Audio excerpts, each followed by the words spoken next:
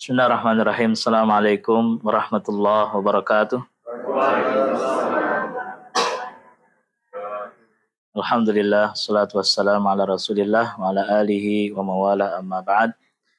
Yang saya hormati Eva sebagai pemilik lembaga Yamasaki kursus bahasa Jepang dan juga Kang Asep sebagai moderator. Alhamdulillah kita bersyukur kepada Allah Subhanahu wa taala atas segala nikmat yang kita rasakan sampai saat ini, nikmat sehat, nikmat bisa hadir di majelis ilmu. Semoga kita mendapatkan pencerahan dan juga motivasi, semangat untuk terus belajar, untuk terus melaksanakan kegiatan-kegiatan yang akan menjadikan kita lebih sukses di masa yang akan datang. Dan saya juga menyampaikan apresiasi dan ucapan selamat sebagian teman-teman di antara kalian yang sudah sukses dan diterima di Jepang. Ada berapa orang, Kang Asep? Untuk yang program yang baru kita jemput ada 4 orang. 4 orang ya. Alhamdulillah, saya selalu melihat informasi-informasinya luar biasa sekali. Dan alhamdulillah berarti cita-cita teman-teman tercapai. Nah, tentunya kita tidak boleh merasa puas. Kita harus terus untuk mengejar target-target cita-cita selanjutnya. Salawat dan salam semoga tercurahkan kepada baginda Nabi besar Muhammad sallallahu alaihi wasallam, pada keluarganya, para sahabatnya, dan kita selaku umatnya hingga akhir zaman.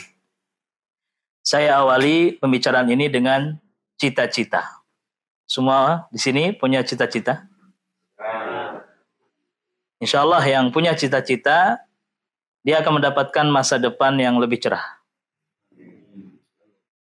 Dan orang yang tidak punya cita-cita, maka masa depannya madesu, alias masa depan suram. Bagaimana dia bisa menentukan masa depannya seperti apa?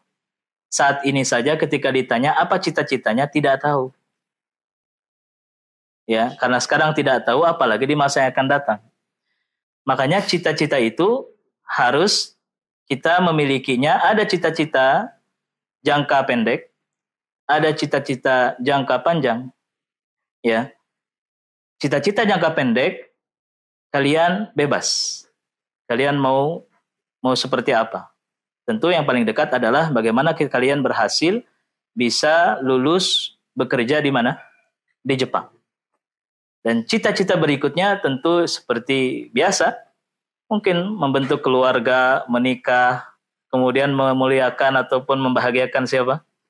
Orang tua. Kemudian membeli fasilitas hidup, membangun rumah, membeli kendaraan, ya, punya tabungan, punya bisnis, punya usaha, dan seterusnya. Dan jangan lupa, tetapkanlah cita-cita yang paling tinggi, cita-cita yang paling ujung adalah menempatkan bagaimana agar kita bisa menginjakkan kaki kita di surganya Allah Subhanahu wa ta'ala. Karena tempat kita itu sebenarnya bukan di dunia. Kita ini di sini alien. Tahu alien? Bukan penduduk asli bumi kita itu. Kita berasal dari mana? Dari tanah. Nenek moyang kita, Nabi Adam alaihissalam, di mana asalnya? Di surga. Kita sebagai anak keturunannya berarti harus kembali ke mana? Harus kembali ke surga. Maka itulah cita-cita tertinggi kita. Semuanya jangan lupa. Harus ditambatkan dalam diri kita. Makanya insya Allah tema kita di sore ini adalah kita akan berbicara tentang surga.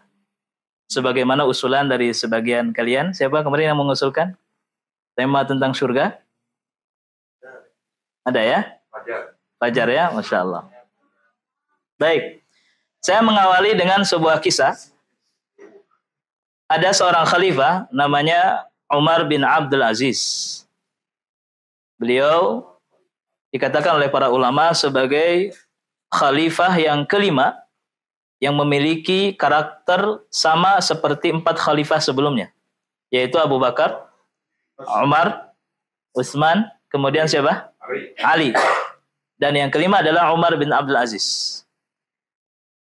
Ada salah satu hal yang menarik dari beliau, di mana beliau ini adalah keluarga kerajaan, di mana hidupnya mewah, selalu mendapatkan hadiah dari paman-pamannya, dari pejabat-pejabat, dan hidup dengan kekayaan yang sangat luar biasa. Di masa mudanya saja, dia memiliki pakaian yang sangat mahal, terbuat dari za'faran. Itu kalau diuangkan, pakaian itu seperti pakaiannya Hotman Paris. Jadi ditenteng kemana aja, pakaian itu harganya miliaran. Aksesoris penampilan. Mungkin 30 miliar atau berapa. Dan itu terkenal. Parfumnya Umar bin Abdul Aziz, kalau lewat, itu 10 meter, 20 meter masih kecium baunya. Saking mahal. Ya, dan insya Allah kalian pun, insya Allah ya, kalau menjadi orang sukses, kemewahan-kemewahan dunia itu akan datang kepada kita. Dan jangan kita mengejar dunia, kejarlah cita-cita tertinggi kalian. Dunia akan mengejar kita. Itu pasti. Tapi kalau kita tujuannya mengejar dunia, dunia bukan malah mengejar kita, malah semakin jauh. Dan Umar bin Abdul Aziz menyibukkan dirinya dengan belajar. Walaupun dia anak raja, dia selalu mencari hadis, mendengarkan hadis-hadis Nabi, mengumpulkan hadis Nabi dari satu ulama ke ulama yang lain. Sampai dia punya keinginan, punya cita-cita. Dia membangun cita-cita pendek, cita-cita menengah, dan cita-cita tertinggi. Waktu itu beliau punya cita-cita ingin menikahi Fatimah. Seorang wanita cantik, anak khalifah, anak presiden. Itu cita-cita target yang ingin dia kejar. Dan itulah ciri khas pemuda yang gigih. Pemuda yang akan sukses, di mana dia punya cita-cita. Pengen menikahi wanita yang bernama siapa? Fatimah. Wanita yang cantik. Ini semua masih jomblo? Atau ada yang sudah menikah? Alhamdulillah. Yang jomblo punya ini calon? Mungkin ada yang ingin dikejar? Insya Allah ya, ingin dinikahi ya, sebagaimana Umar bin Abdul Aziz. Dan ia pun berhasil mewujudkan cita-citanya tersebut, menikah dengan Fatimah. Setelah menikah dengan Fatimah, beliau memiliki cita-cita lagi, mengazamkan dalam hatinya, meniatkan dalam hatinya ingin mengejar cita-cita berikutnya. Apa cita-cita berikutnya? Ingin menjadi seorang gubernur Madinah. Ingin menjadi seorang gubernur Madinah. Ia perlihatkan di dalam kecakapan berbicara, kemudian kinerjanya, kejujurannya, amanahnya, terpercaya, sehingga ia pun diangkat oleh khalifah menjadi gubernur Madinah. Cita-cita yang kedua tercapai. Lihat, pemuda itu begitu, gigih, terus mengejar. Yang dia pikirkan bukan mengejar naik level game.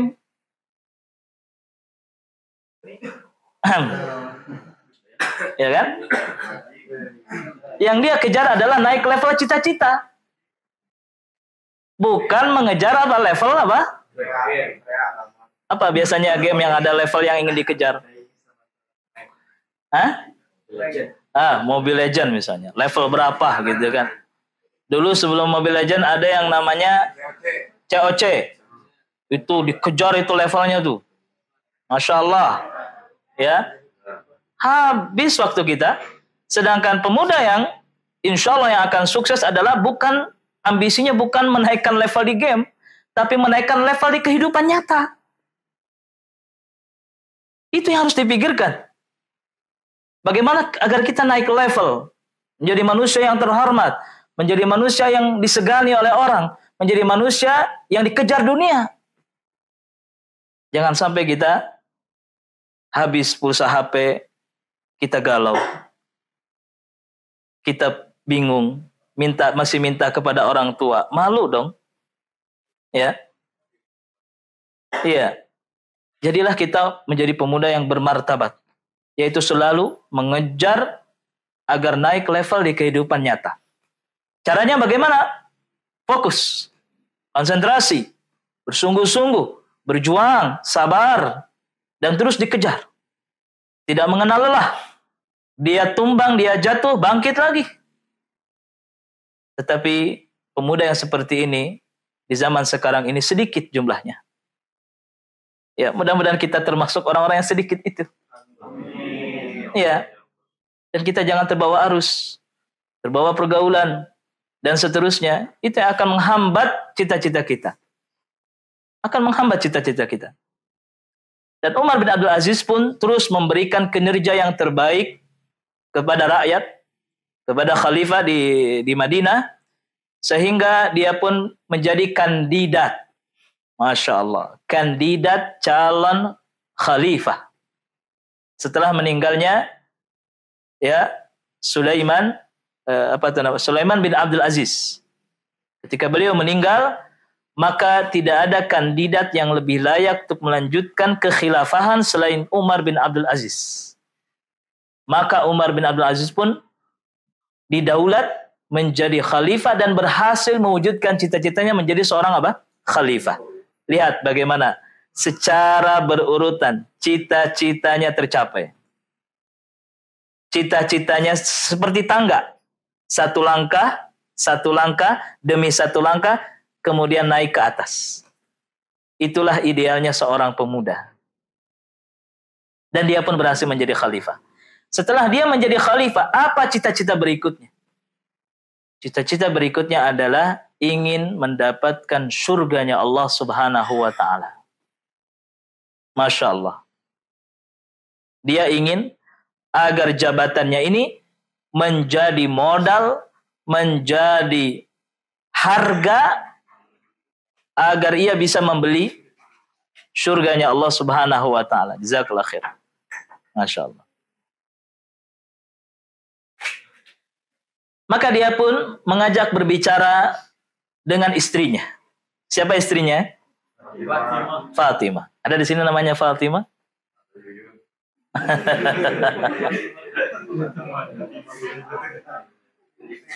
Iya.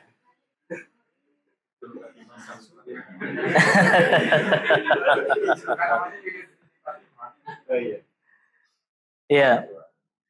Kenapa Umar bin Abdul Aziz mengajak berbicara istrinya? Karena kalau ingin membeli surga, dia harus lelah. Dia harus capek. Dia harus rela mengorbankan yang terbaik untuk surga. Dia berbicara kepada istrinya, "Wahai istriku, kita sekarang sudah menjadi khalifah. Dan aku ingin jabatan ini bisa mengantarkanku untuk membeli surga. Aku ingin kehidupanku ini bersih.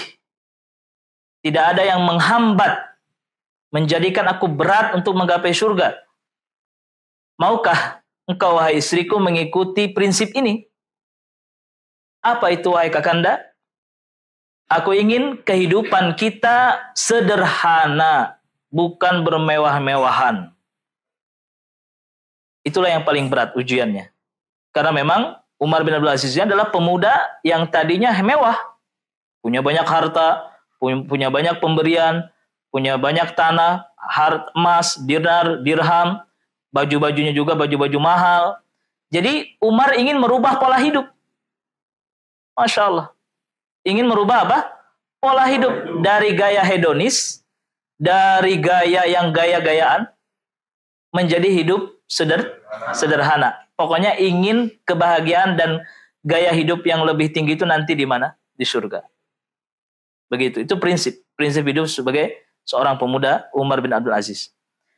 Kemudian, wahai istriku, maukah semua kemewahan yang kita miliki dikembalikan ke Baitul Mal, dikembalikan ke kas negara?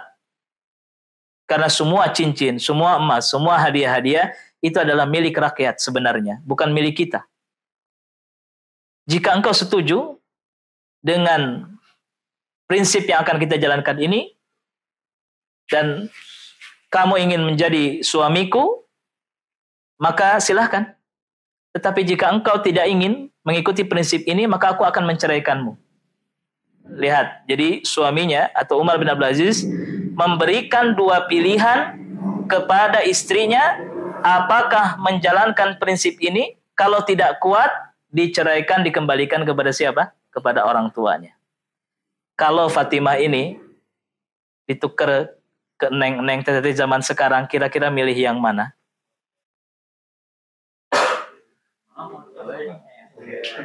Sepertinya berat. Ya. Apaan sih Pak? Kita udah enak-enak, kita udah kaya raya begini, masa semua harta kita kembalikan ke kas negara gitu kan? Pasti komplain tuh istri-istri. Apalagi yang sudah tahu cicis, yang sudah tahu apa, yang matanya mata apa? Mata fulus, ya. Yang hejo kunaon? Hejo ku duit gitu kan. Susah itu untuk melepaskan, merubah prinsip hidup itu. Karena Fatimah ini subhanallah wanita salehah. Dia lebih memilih cinta suaminya daripada harta. Dia lebih memilih bersama suaminya, mendampingi suaminya dalam menjalankan tugas kekhilafahan daripada ia harus mempertahankan semua perhiasan yang dia terima dari paman-pamannya dan kemudian ia pun berpisah dari suaminya. Dia lebih mempertahankan suaminya. Baiklah Kakanda, karena engkau mengajak aku ke surga, maka aku pun ikhlas. Semua harta yang aku miliki, aku kembalikan. Maka nilainya itu miliaran. Dikembalikan kepada suaminya, oleh suaminya dikembalikan ke Baitul Mal. Karena Umar bin Abdul Aziz ingin mengawali dengan keluarganya, ingin mengawali dengan diri sendiri. Prinsip ini. Kemudian setelah itu dia akan berlakukan kepada semua pejabat-pejabat yang ada di seluruh wilayah Islam. Maka diberlakukanlah semuanya pejabat-pejabat ditunjuk tugas KPK. Ya, KPK gitu kan ditunjuk di negara. Kemudian semua harta kekayaan pejabat diperhitungkan. Ya, mana yang lebih-lebihnya dikembalikan ke mana? Ke kas negara, yang milik dia tetap milik dia.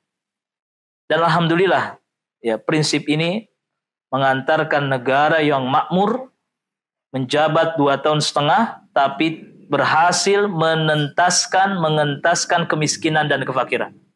Sampai di kota Madinah tidak ada orang yang miskin.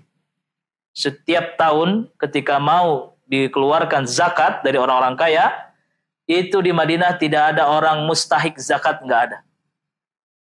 Dan zakatnya dilemparkan ke negara yang lain. Prinsip yang sangat luar biasa. Dan meninggal tidak lama, 2 tahun setengah, beliau pun meninggal karena sakit. Dan mendapatkan cita-cita yang tertinggi, yaitu apa? Surganya Allah subhanahu wa ta'ala. Maka surga itu membuat kita menjadi semangat. Surga itu yang akan mendorong kita untuk bekerja lebih giat. Bekerja lebih hebat lagi. Maka dari itu Allah subhanahu wa ta'ala menjadikan surga sebagai puncak kenikmatan. Kenikmatan-kenikmatan yang kita rasakan di dunia ini itu tidak seberapa jika dibandingkan dengan apa? Kenikmatan surga. Berapa bandingannya antara kenikmatan surga dengan kenikmatan dunia? 1 berbanding 99. Salam. Sorry. Oh, paket.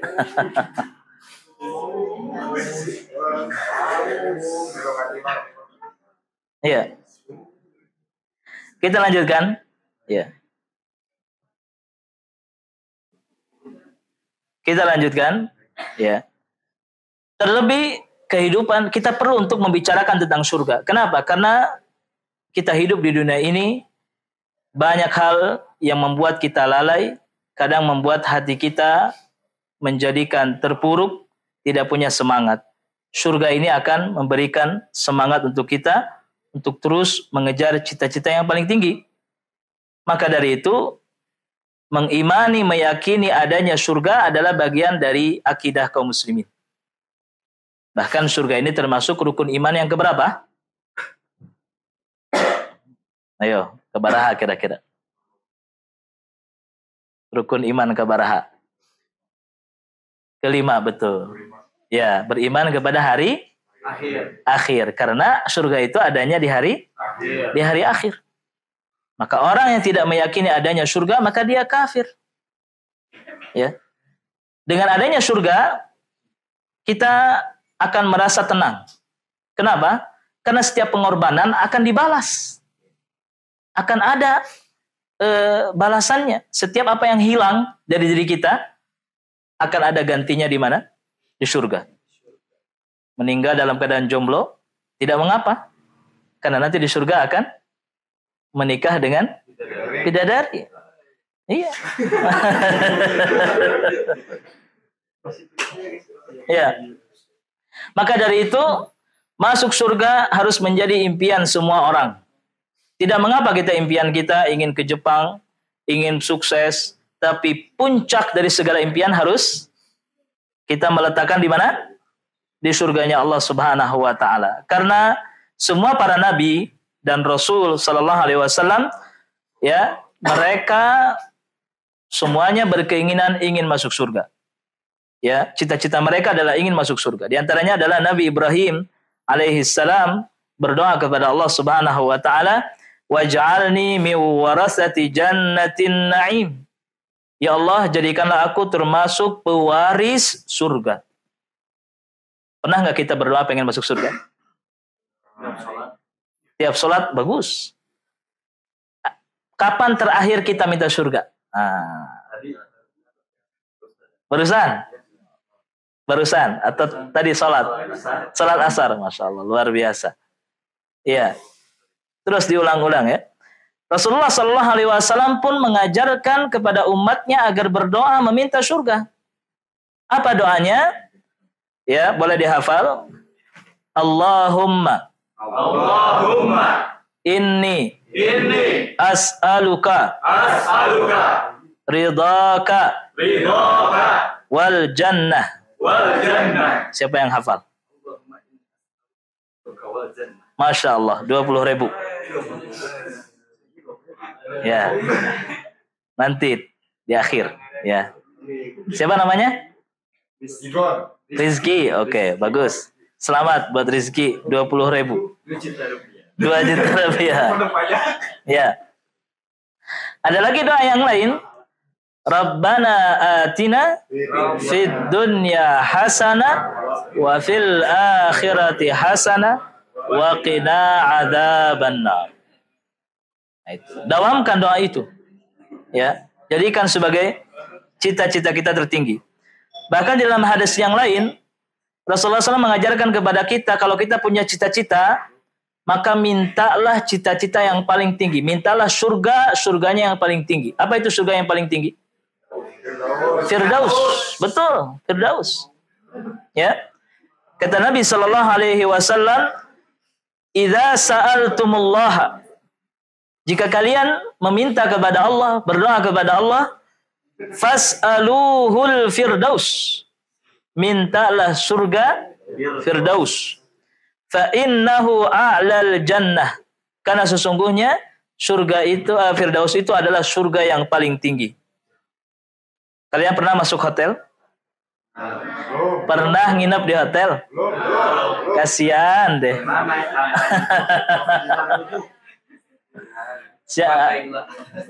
Siapa yang punya cita-cita bulan madu di hotel? Ya. Bagus, mantap. Ya. Di hotel juga itu bertingkat-tingkat.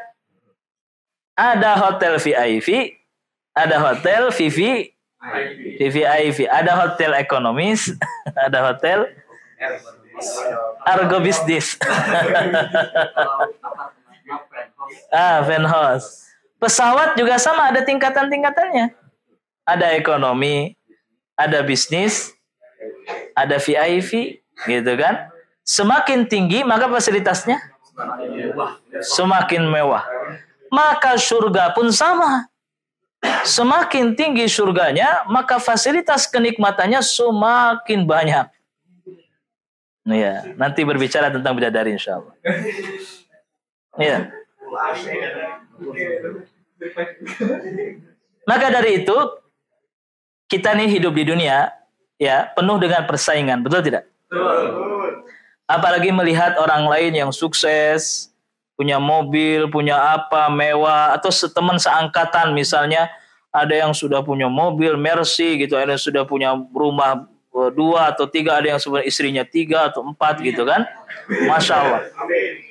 Ya.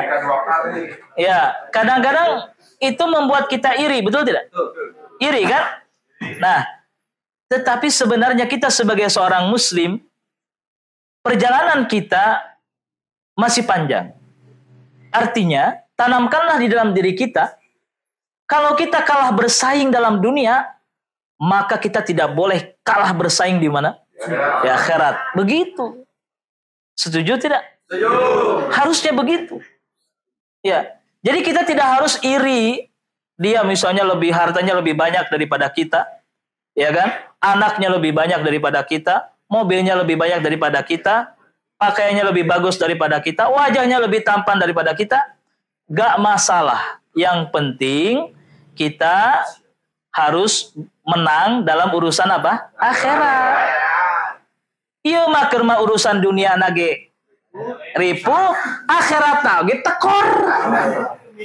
Kumaha tekor teh? Subuhna kaberangan, kemudian ngaji naoge jarang, main game wae, atuh puguh we.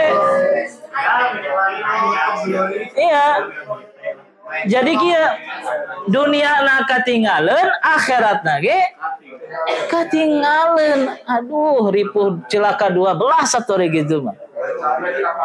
Gawe teka gawe capek teka pake gitu kan, rugi no aya. Jadi tenanaon lah orang miskin atuh bi ibadahna halus.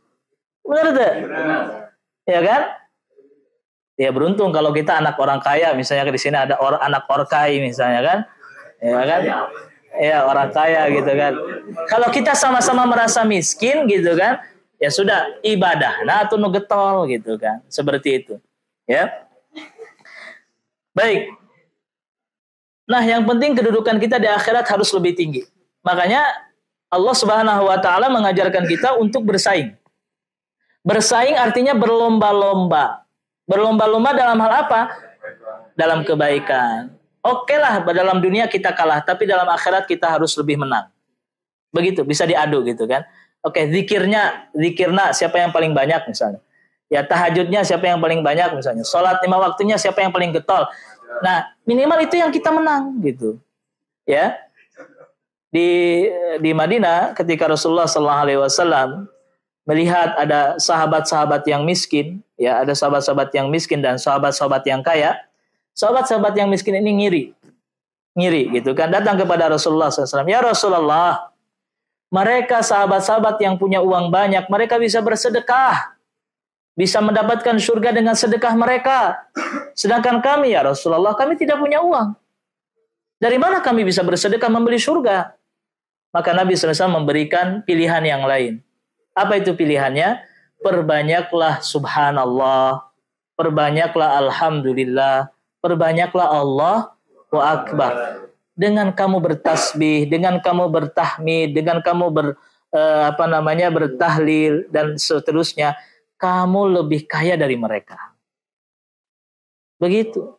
Ya, kamu lebih kaya daripada mereka. Inilah yang diajarkan oleh Nabi SAW kepada sahabatnya agar kita selalu berusaha menjadi orang yang paling baik di dalam urusan akhiratnya. Dunia juga harus lebih baik. Ya, dunia juga. Tapi jangan lupa akhirat pun harus yang terbaik. Ya. Maka dari itu Rasulullah SAW selalu menjadikan surga itu penyemangat, pendorong semangat. Ketika Rasulullah capek, ketika Rasulullah lelah, ketika Rasulullah sedih, sulit, selalu hiburannya itu mengingat surga. Ya, mengingat surga. Ketika Rasulullah dikepung oleh orang-orang Quraisy, ya datang orang Quraisy 10.000 pasukan. Bayangkan 10.000 pasukan. Sedangkan kaum muslimin di Madinah itu jumlahnya tidak lebih dari 3.000 orang. Maka kalau mereka masuk, ya habis sudah orang Madinah. Maka diusulkanlah oleh Salman Al-Farisi, masih ingat ya kisah kemarin, untuk menggali apa? Parit. Menggali parit itu lelah, Menggali parit itu capek. Ya, bahkan panjang paritnya itu lebar. Ngagali tanah lain gampang. Capek. Ayo dia tukang ngagali tanah kuburan. Ya kan? Butuh waktu gitu. Ya. Sampai Nabi Shallallahu Alaihi Wasallam menyemangati para sahabat bahwa kelelahan kita, capeknya kita, sedihnya kita akan diganti. Diganti dengan apa? Dengan surga. Makanya Nabi menyemangati mereka, memberikan apa? Yel-yel. Apa yelnya? Ya, Allahumma la aisha illa aishal akhirah. Begitu yelnya, kayak doa gitu kan. Faghfir li ansari wal muhajirah. Ya Allah, tidak ada kehidupan yang lebih baik kecuali kehidupan di akhirat. Itu yel-yelnya, moto hidupnya. Supaya para sahabat semangat apa? Menggali tanah. Ya, ai budak urang mah lain. Semangat teh lamun aya duit. Duit semangat, lamun eueuh duit loyo. Itu. Iya kan? Kalau sahabat itu tidak. Sahabat mereka bekerja, tidak digaji. Ya, tidak dikasih apa, makanan pun kurang, tapi dikasih semangatnya dengan apa? Dengan surga. Semangat mereka karena imannya luar biasa. Berbeda dengan kita, ada uang baru semangat, tidak ada uang lemes gitu kan. Apalagi istri-istri ya, ibu-ibu gitu kan. Ada uang disayang, nggak ada uang ditendang. Setuju? Amit-amit. Ya. Setuju? Ya normal insya Allah. Tapi kita harus berusaha untuk merubah sesuatu, jangan diukur dengan apa? Dengan materi, dengan uang. Baik, kita lanjutkan. Ya, bahkan orang sukses yang sebenarnya kata Nabi SAW atau di dalam Al-Quran dijelaskan, orang sukses sebenarnya itu bukan orang yang sukses dari sisi finansial, bukan. Orang yang sukses itu adalah orang yang selamat di akhirat. Percuma kita sukses di dunia, punya banyak uang, punya istri yang cantik-cantik gitu kan, punya kendaraan mewah, tetapi di akhirat apa? Celaka. Maka tidak bermanfaat hartanya, tidak bermanfaat kecantikannya atau ketampanannya atau keartisannya, kepopulerannya, youtubernya gitu kan, tidak akan bermanfaat. Kalau di akhirat dia tidak menjadi orang yang menang. Mubazir. Kata Nabi sallallahu alaihi wasallam, "Faman zuhziha 'anil nar wa udkhilal jannah faqad faz." Barang siapa yang diselamatkan dari neraka dan dimasukkan ke dalam surga, faqad faz, maka dialah orang yang menang.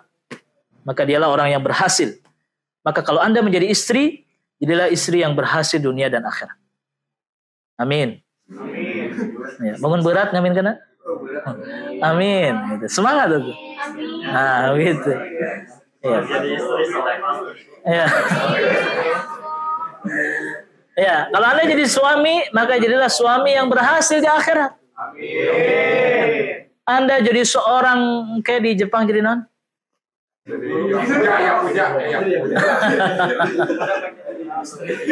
Misalnya jadi jadi karyawan, jadilah karyawan yang berhasil di akhirat juga. Begitu. Anda jadi seorang guru, sensei misalnya, jadilah sebagai sensei yang berhasil di akhirat juga. Insya Allah. Ya. Jadi banyak peluang agar kita bisa berhasil di akhirat. Ya. Maka dari itu, apa saja keistimewaan surga, ya, supaya kita lebih bersemangat dan juga rindu ingin segera masuk surga. Berarti harus mati ya.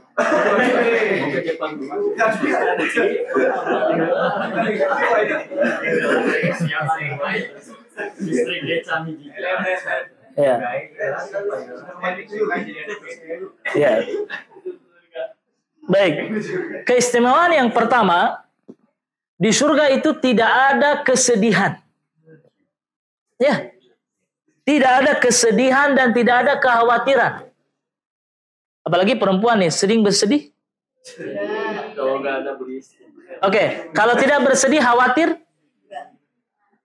Enggak juga. Khawatir ada? Oke. Apa itu sedih? Ya. Sedih itu adalah memikirkan sesuatu yang hilang yang sudah lampau. Betul atau tidak? Memikirkan masa lalu terkadang membuat kita sedih. Betul ya? Iya. Khawatir adalah memikirkan sesuatu yang belum terjadi. Sehingga khawatir. Ada calon suami datang melamar, ada perasaan khawatir tidak? Apa itu perasaan khawatirnya? Ya kan? Bahkan yang punya suami saja khawatir terhadap suaminya. Khawatir kenapa? Iya kan? Iya, padahal banyak kekhawatiran. Hidup di dunia itu banyak kekhawatiran. Hidup di dunia itu banyak kesedihan. Berapa banyak kita sedih, menangis. Gara-gara sesuatu yang membuat hati kita sakit. Iya kan? Hati yang sakit, hati yang terluka, hati yang teriris, membuat kita sedih, membuat kita tidak bahagia. Tetapi kehidupan di surga tidak ada kesedihan. Tidak ada mewek-mewek lagi. Iya. Iya. Selalu bahagia, selalu senang. Dan itu digambarkan di dalam Al-Quran. Ya. Di antaranya adalah surat Al-A'raf ayat 49. Allah Subhanahu wa taala berfirman, "Udkhulul jannata la khaufun 'alaikum wa la antum tahzanun." Mereka akan dimasukkan ke dalam surga dan mereka tidak akan mendapatkan kesedihan dan tidak akan mendapatkan rasa takut. Apa coba ketakutan, kesedihan kalian sekarang?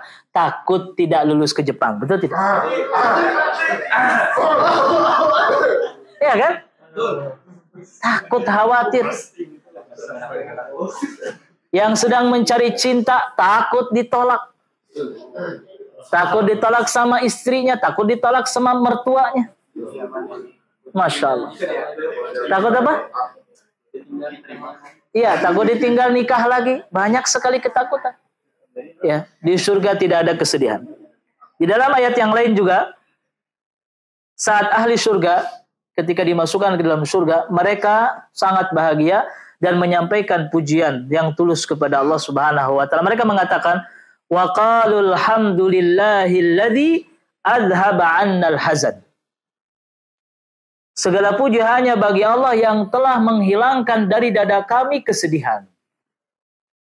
Sedihnya hilang. Ya. Kita kalau lagi bahagia, senangnya minta ampun. Apalagi kalau dikasih uang segepok gitu kan. Senang. Pernah menerima uang segepok? Nah, ya. Minimal doa dulu lah. Doa dulu. Ya. Baik. Apalagi wanita nih yang paling banyak bersedih gitu kan. Kalau ngaca kadang-kadang sedih.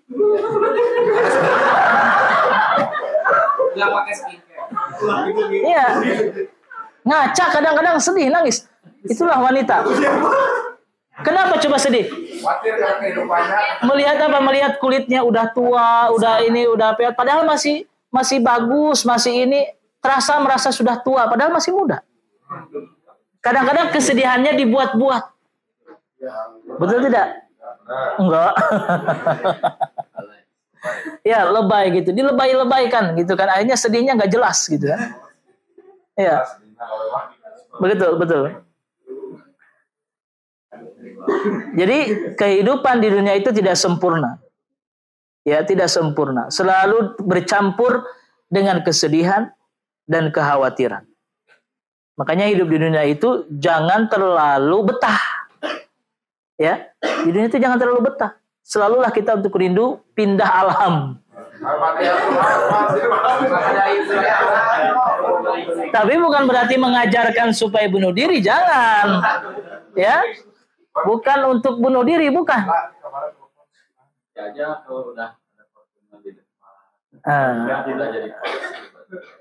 Iya. Pokoknya kita hidup di dunia, jadikan dunia itu sebagai kendaraan kita untuk menggapai kesuksesan di mana? Di akhirat. Kita di dunia itu cuman sebentar. Cuman hanya apa? Mampir doang. Sementara. Ibaratnya kita nyampe ke stasiun, nggak lama turun di stasiun itu naik lagi kan? lanjut perjalanan begitu. Iya, atau kita lagi mampir misalnya ke hotel, di hotel pun sebentar. Cuman semalam 2 malam, habis itu lanjut lagi perjalanan. Ya, tempat kembali kita ya kampung halaman. Kampung halaman kita di mana? Di akhir. Ya. Baik.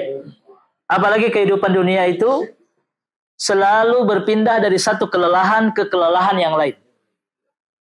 Coba ketika anak bayi itu lahir, nangis dia, capek dia, keluar. Setelah nangis kemudian apa? Berbagai kesulitan untuk makan, kesulitan untuk apa? Ya, kesulitan, berbagai kesulitan. Belajar berdiri juga sulit. Ya. Perjuangan demi perjuangan, lelah di dunia itu. Di surga istirahat. Di surga kita santai-santai. Di surga kita menikmati apapun yang bisa kita nikmati di sana. Ya. Baik. Itu keistimewaan yang pertama. Keistimewaan yang kedua adalah penghuni surga adalah raja yang sesungguhnya. Jadi di sana kita semuanya menjadi raja. Menjadi ratu. Kita dilayani, diservis. Betul. Diservis kita. Ya. Kan seorang raja, seorang sultan gitu kan, kalau zaman sekarang itu apa? Sultan gitu kan. Lihat coba, sering mungkin mengamati kehidupan para sultan, ya kan? Sultan apa? Sultan Andara gitu kan. Iya. Bagaimana kehidupannya coba? 24 jam dilayani, betul tidak? Iya, minum, kemudian apa dilayani, semuanya sudah disiapkan. Di surga pun sama kita dilayani. Dijelaskan di dalam surat Al-Insan, wa idza ra'aita thamma ra'aita na'iman wa mulkan kabira.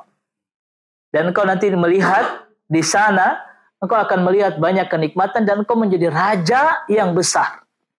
Raja yang agung, raja yang besar. Mungkin kita sekarang hidup di dunia kere, gitu kan? Kere, mungkin menjadi bawahan, ya kan? Orang miskin, ya, baju juga seadanya. Tapi di surga, masya Allah, kita menjadi raja. Iya kan? Kita sekarang dilahirkan mungkin bukan dari keturunan raja, ya kan? Kita keturunan orang biasa. Tapi di surga, insya Allah semuanya akan menjadi raja. Ya. Baik. Sampai-sampai malaikat kalau mau masuk ke surga itu harus minta izin dulu kepada penghuni surga. Karena surga dimiliki oleh siapa? Oleh raja, oleh kita. Maksudnya oleh kita sebagai penghuni surga menjadi raja. Sampai malaikat mau masuk pun gak bisa seenaknya karena ini wilayah kita.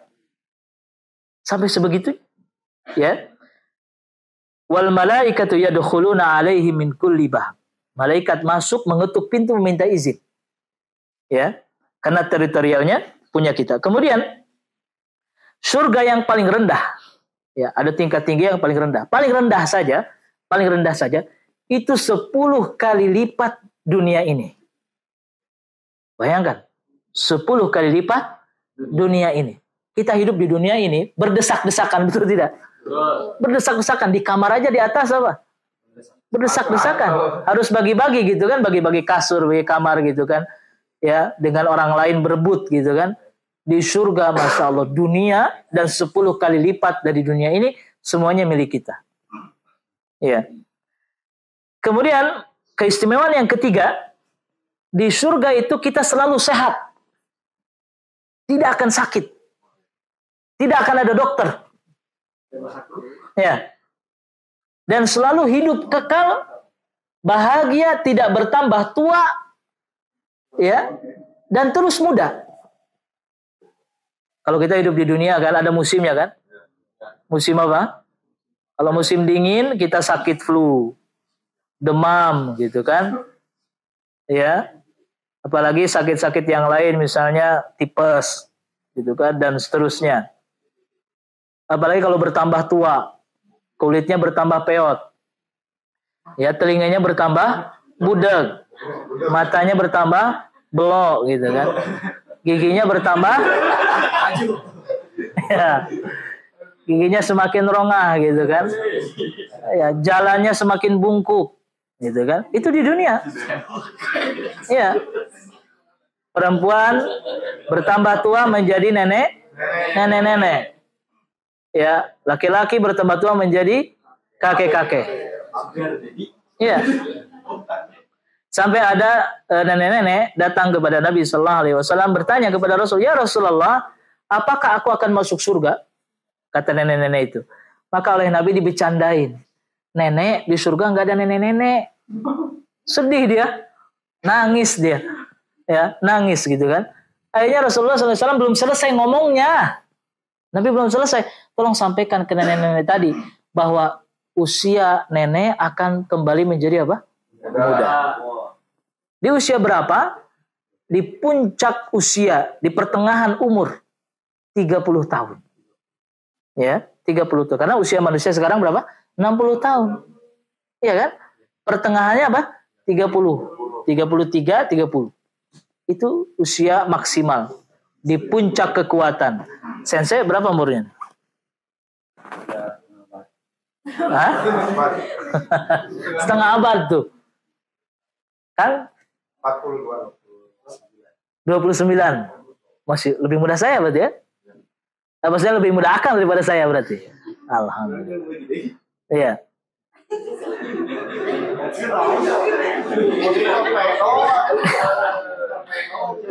Ya.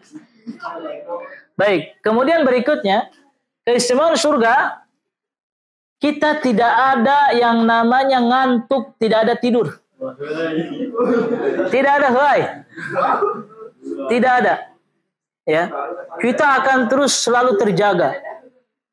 Bahkan menikmati semua kenikmatan yang ada di surga. Tidak bosan-bosan. Ya, karena kalau tidur sayang kita jauh-jauh melewati kehidupan dunia di surga, kita ngadon tidur doang. Itu kan? Ya, tidak akan tidur. Ya. Sebagaimana dijelaskan dalam hadis Nabi SAW, an-naumu akhul maut. Tidur itu adalah saudaranya kematian. Kan kalau kita tidur, itu sebenarnya gambaran kita sedang apa? Sedang mati sebenarnya. Ya. Cuman ketika kita bangun, nyawanya dikembalikan lagi. Iya, latihan, betul. Ya. Ya, coba kalau kita sebelum mati itu bertadabur gitu kan, bertadabur. Bayangkan kalau itu adalah tidur terakhir kita. Tahu-tahu bangun sudah di alam kubur gitu kan. Kebayang kan bangun sudah di alam kubur, poek ya di mana gitu kan. Ada malaikat gitu kan datang.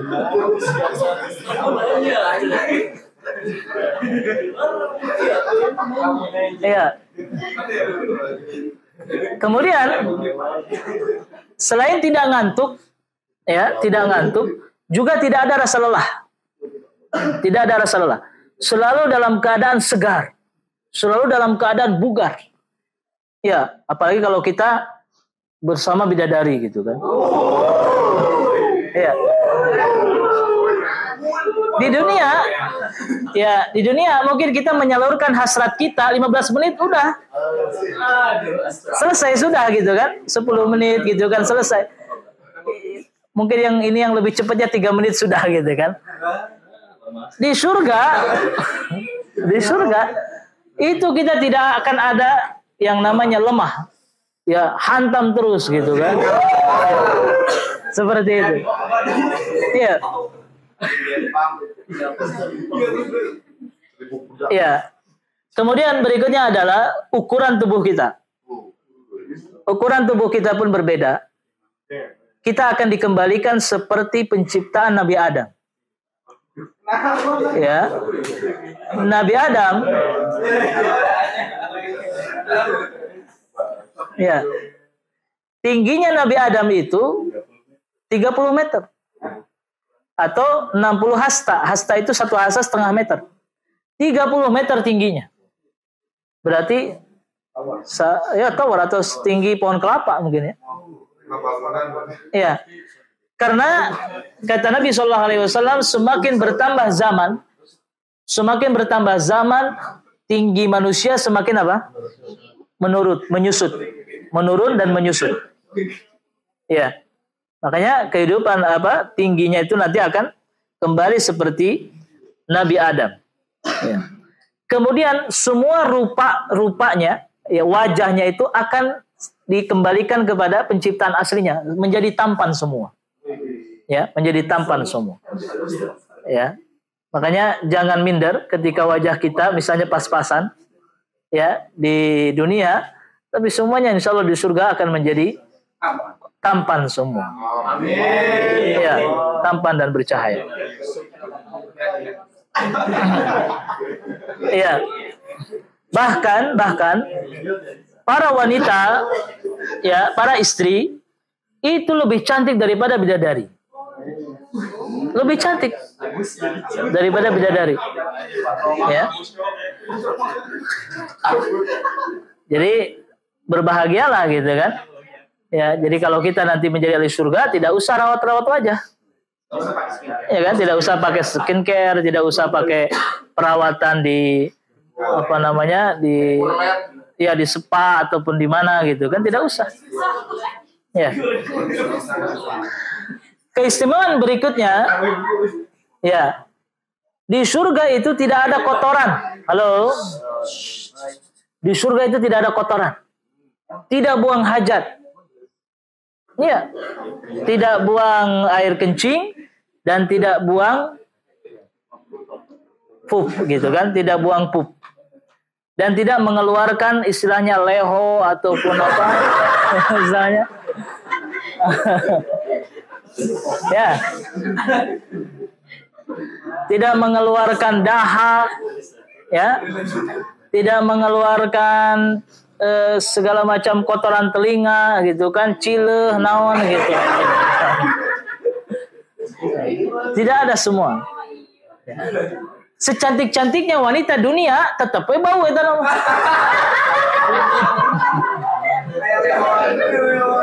Iya kan? Betul tidak? Ini yang sudah menikah pasti merasakan, apalagi kalau istrinya baru bangun tidur. Iya. Ya, betul kan? Apalagi yang jarang sikat apa? Sikat gigi gitu kan. Ya.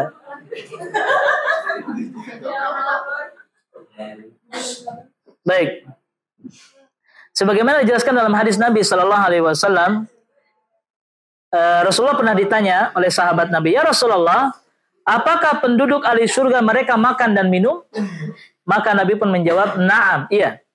Nanti penduduk ahli surga mereka akan makan, mereka akan minum, tetapi kelebihan keistimewaan penduduk ahli surga dibanding dengan penduduk dunia adalah apa? Mereka tidak buang kotoran." Kita kan di sini kalau makan, sebenarnya makan masih enak, masih pengen. Tapi karena ukuran apa? Ukuran perut kita terbatas, jadi ya sudah, cuma 2 piring, 1 piring udah. Ya. Dan harus siap-siap menyiapkan apa untuk pembuangan. Ya. Kata Nabi SAW, la yabulun, tidak ada kencing. Wala yatagawwatun, tidak ada buang berak. Wala yantakhimun, tidak ada buang apa? Tadi yang disebutkan, ya, leho dan seterusnya. Innama yakunu dzalika jusya'an. Mereka akan mengeluarkan semacam, mohon maaf, kentut. Ya. Ya. Mereka hanya mengeluarkan keringat. Dan keringat dan kentut itu karihil misk. Baunya seperti minyak parfum wangi. Ya.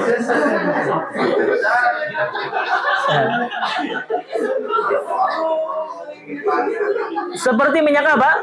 Al-misk. Apa itu al-misk? Minyak kasturi. Itulah kehebatan ahli surga. Ya. Baik. Dan kemudian tidak ada lapar. Tidak ada lapar, tidak ada haus. Terus bagaimana mereka makan? Kan kalau makan tuh enak kalau sedang apa? Sedang lapar. Iya kan? Kita makan kalau sedang apa? Lapar. Baru terasa apa? Nikmat. Baru terasa nikmat. Coba lagi puasa, menjelang berbuka. Pas makan nikmat tidak? Kenapa nikmat? Karena apa? Lapar. Ya. Betul. Penduduk ahli surga itu Mereka tidak lapar dan tidak haus. Terus bagaimana mereka makan? Mereka makan karena hanya ingin menikmati saja. Karena ingin menambah kenikmatan. Ya. Begitu pula minum. Mereka minum bukan karena kehausan, tapi minum karena menikmati. Itulah indahnya penduduk ahli surga. Ya.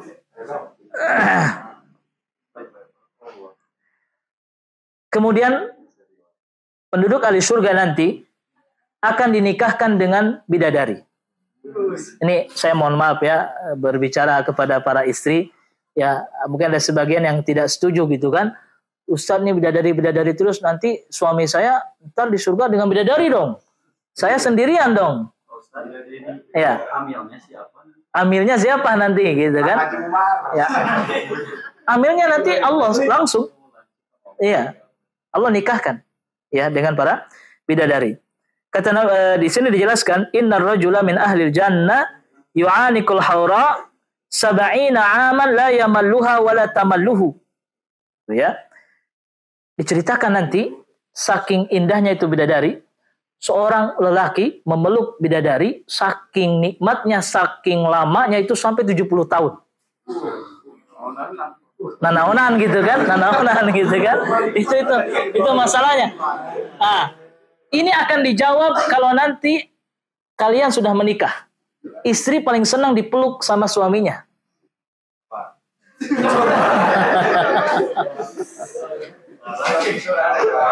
Ya. Dan tidak merasa bosan. Si laki-lakinya tidak bosan, begitu pula wanitanya dipeluk lama tidak bosan. Ya. Wajadaha bikron, setiap kali dia bersenggama, ya, bersetubuh dengan bidadari, itu tidak ada yang namanya longgar. Selalu perawan. Iya, selalu perawan. Ya, selalu awet dan selalu kencang. Iya. Jadi ini mohon maaf ya agak vulgar ya. Agak vulgar ini mohon maaf gitu kan. Ya. Bahkan fayujami'uha biquwwatin sab'ina rajulan. Ya, bersetubuh dengannya dengan kekuatan sebanding dengan 70 orang. Saking kuatnya. Ya, saking kuatnya. Ya. Jadi tidak usah menggunakan apa? Tidak usah menggunakan obat kuat. Tidak usah. Ya. Saking hebatnya. Ya. Kemudian di surga juga setiap penduduk ahli surga akan menggunakan pakaian yang paling indah. Pakaian yang paling indah, pakaian seorang raja. Ya. Yang terbuat dari bahan-bahan, kalau di dunia tentunya pakaian yang paling bagus ada terbuat dari sutra. Nah, di akhirat, di surga, bahan-bahan pakainya itu sangat-sangat mahal. Ya, begitu. Kemudian, keistimewaan ahli surga yang berikutnya adalah tidak ada perselisihan, tidak ada kebencian, tidak ada kedongkolan, tidak ada kekesalan, ya, tidak ada kemarahan dan tidak ada kecemburuan. Itu. Jadi misalnya nanti kita punya istri, ya, kita bersama bidadari, istri tidak akan cemburu. Ya, begitu pula bidadari. Kita misalnya pacaran dengan istri kita di surga, bidadari tidak akan cemburu. Coba di dunia. Masya Allah. Ya. Di dunia itu tidak lepas dari yang namanya perselisihan, percekcokan, adu mulut, gitu kan? Ya, salah paham, salah dimengerti, selalu parasea itu di dunia. Ya, dengan istri pertama, istri kedua pasti pacekcok, gitu kan? Anak dengan anak, bapak dengan anak, semuanya parasea. Pasti ada gesekan, walaupun disimpan di mana? Di dalam hati. Mungkin pas ketemu senyum-senyum, pasti, tapi dalam hatinya apa? Amak dongkol gitu kan. Itu di dunia. Tapi di akhirat semua kebencian itu dicabut oleh Allah Subhanahu wa taala. Ya kan? Kalau kita di surga masih benci-benci, ya nggak akan terasa nikmat. Ya kan? Kenikmatan-kenikmatan tidak akan terasa nikmat. Ya, sebagaimana dijelaskan dalam surah Al-Hijr ayat 47, "Wa naza'na ma fi sudurihim min ghillin ikhwanan ala sururin mutaqabilin." Kami cabut setiap kedengkian, kebencian, kedongkolan, kedengkian di dalam hati semua manusia sehingga mereka bersaudara dan mereka saling asyik bercengkrama, berdiskusi satu sama lain, merasakan kebahagiaan, mengingat kenangan-kenangan waktu di dunia dulu. Tidak ada ghibah. Betul. Tidak ada saling mencela, tidak ada saling moyok, saling menghina, tidak ada. Ya. Yang didengar adalah hanya perkataan-perkataan yang baik. Hanya perkataan-perkataan yang indah. La tasma'u fiha lagwan wala kidzaba. Kamu tidak akan mendengarkan perkataan dusta, perkataan sia-sia, dan perkataan yang tidak atau yang menyakitkan hati orang lain. Ya, itu di surga. Ada sebuah kisah, ya, jamaah, Ustaz, anak nanti kalau masuk surga nggak mau sama istri, Ustaz. Kenapa? Karena dia kalau di rumah suka ngomel. Nanti kalau di surga nanti saya diomelin terus sama istri saya, katanya gitu. Maka dijelaskan bahwa tidak ada nanti yang namanya apa? Kecemburuan, ya, kemudian kebencian, kedongkolan, tidak ada. Semuanya ridho dengan apa pemberian Allah Subhanahu wa taala. Baik. Ada beberapa kaidah untuk lebih memahami tentang nikmat surga. Kaidah yang pertama adalah bahwa nikmat surga itu namanya sama tapi hakikatnya berbeda. Ya, namanya sama tapi hakikatnya apa? Berbeda. Ada nikmat-nikmat di dunia, di surga juga ada nikmat yang sama, tapi rasanya itu berbeda. Ya, contoh, khamar. Apa itu khamar? Iya, minuman. Betul, minuman. Apa khamar yang paling enak? Amer. Nah, berarti pengalaman berarti. Iya. Iya. Kata orang-orang yang paling enak adalah wine. Ya, dan harganya mahal. Harganya mahal. Ya. Tetapi hukumnya haram. Kenapa haram? Karena dia merusak apa? Merusak saraf kita, merusak akal kita. Coba kalau sudah mabok. Kalau sudah mabok, kalau sudah teler, kalau sudah beler. Dia akan anarkis, dia tidak sadar. Ngomong seenaknya, jalan juga apa? Sempoyongan, gitu kan? Sedangkan di surga ada khamar, nikmatnya lebih nikmat, tapi tidak menimbulkan mabuk, tidak menimbulkan kerusakan.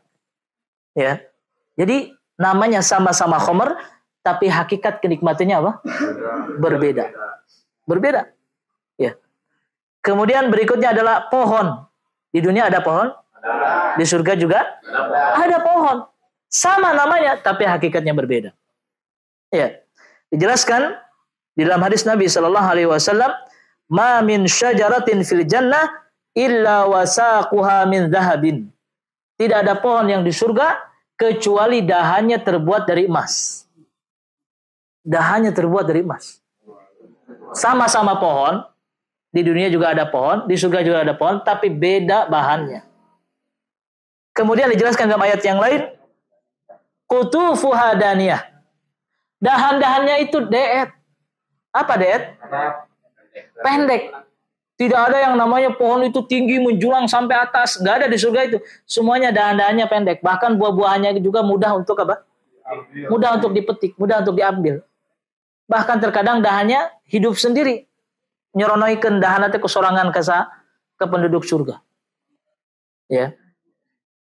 Bayangkan kenikmatan yang sangat luar biasa. Kemudian di surga juga ada sungai. Ya. Di dunia ada sungai, di surga juga ada sungai. Apa bedanya? Kata Nabi sallallahu alaihi wasallam, anharul jannah min ghairil ukhdud. Sungai di surga itu tidak ada paritnya. Kalau di dunia kan namanya sungai apa? Ada parit gitu kan? Ada agak merendah dari tanah gitu kan? Sedangkan sungai di surga tidak ada parit. Jadi di atas tanah aja mengalir begitu. Ya, mengalir. Bahkan dijelaskan di dalam ayat Al-Qur'an, masalul jannatil lati wa'idal muttaqun, perumpamaan surga yang disiapkan oleh Allah untuk orang-orang yang bertakwa. Fiha anharun min ma'in ghairi asin. Di dalamnya ada sungai-sungai, airnya tidak pernah payau. Apa itu payau maksudnya? Airnya tidak berubah menjadi kotor. Airnya selalu bersih. Airnya selalu bening. Suci gitu kan. Kemudian ada lagi sungai mil laban, dari susu. Lam yataghayyar, yang tidak akan berubah. Ya, kita kalau nyimpen susu segelas, lama-kelamaan apa? Basi. Sedangkan sungai susu di surga tidak akan berubah. Ya, seperti itu. Kemudian ada juga wa anharum min khamril ladzatil lisyaribin, dan ada juga sungai yang airnya adalah khamar. Khamar airnya. Ya, arak mengalir gitu kan. Kita mau minum tinggal minum. Dan kelezatannya itu tidak terbatas. Ya. Kemudian ada juga wa anharu min asalim musaffa, dan ada sungai yang terbuat dari madu. Ya, itulah gambaran-gambaran surga. Kemudian di surga kalau kita bikin bangunan, dari apa bahannya? Dari bata. Kemudian semen, kemudian apa lagi? Kayu, kemudian pasir. Ya. Di surga kita bikin bangunan, bahannya itu terbuat dari, kalau di dunia itu bahan-bahan yang mulia. Ya, paling mulia apa? Intan, kemudian apa lagi? Berlian, kan begitu? Ya kan? Ya. Batanya dari emas. Batanya dari emas. Semennya dari misk. Minyak kasturi. Tanahnya dari za'faron. Ya, kemudian kerikilnya dari intan. Kerikilnya. Atau pasirnya. Ya, kita kalau beli intan saja mahal tidak? Mahal. Ya. Ya. Itu yang pertama, ya, kaidah yang pertama. Kaidah yang kedua, semua nikmat surga menakjubkan. Menakjubkan. Ya, membuat kita bangga dan bahagia. Ya, tidak ada KW, gitu kan? Tidak ada nikmatnya itu apa namanya?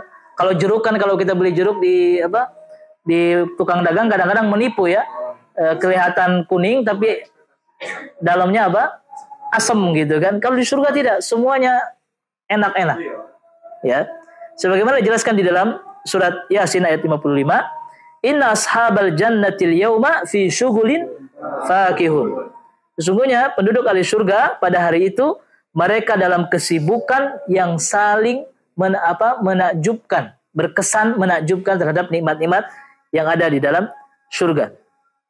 Ya. Kemudian kalau sudah menetap di surga tidak akan ada rasa bosan. Tidak ada bosan. Kita hidup di dunia ini udah nyaman, mobil udah banyak, kemudian rumah udah besar, masih ada rasa bosan nggak? Masih ada, apalagi dengan istri kita. Ya, masih ada rasa bosan, gitu kan? Tapi kehidupan di mana? Di surga tidak ada rasa bosannya. Dan tidak ingin pindah tempat. Kalau sudah di dalam, maka dia akan merasakan kenikmatan di dalamnya selamanya. Ya. Kemudian yang ketiga, semua apa yang diminta akan dikabulkan. Pokoknya nikmat apapun yang diinginkan pasti akan dikabulkan. Pengen bola, pasti ayah jadi itu. Pengen khuldi, boleh di sana. Ya, jadi anime silahkan. Pokoknya apa saja. Ya.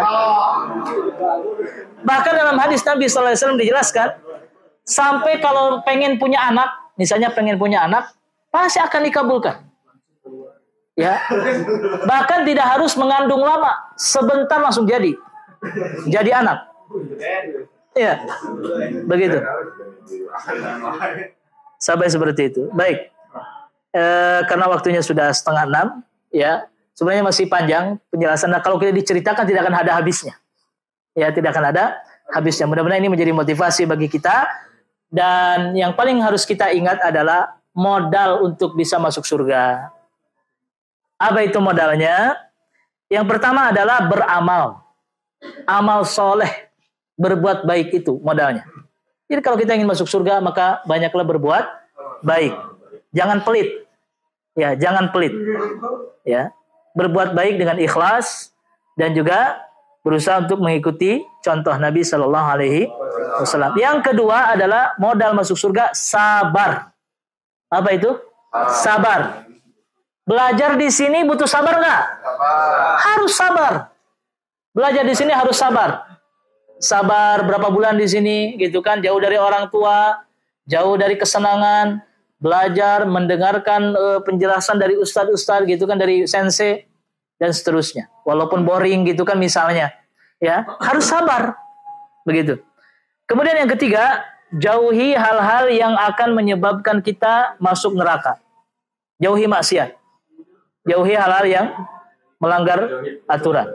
Ya, barangkali itu saja ya dari saya, dan kurang lebihnya mohon maaf. Mudah-mudahan ini menjadi bekal bagi kita untuk selalu semangat di dalam mengejar cita-cita yang mulia. Cita-cita pendeknya apa? Diterima di Jemaah. Cita-cita yang paling tinggi masuk surga insya Allah.